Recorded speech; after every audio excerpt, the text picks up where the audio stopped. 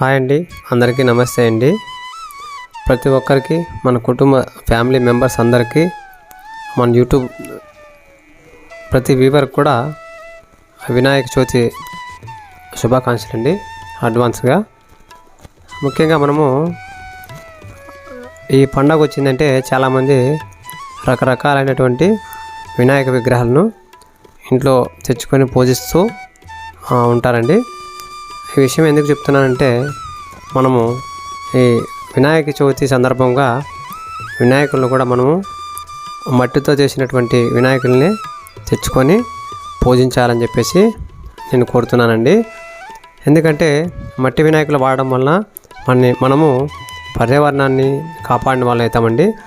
మట్టి వినాయకులతోనే మనము సాధ్యమైనంత వరకు పర్యావరణం కూడా కొద్దిగా తగ్గించవచ్చండి.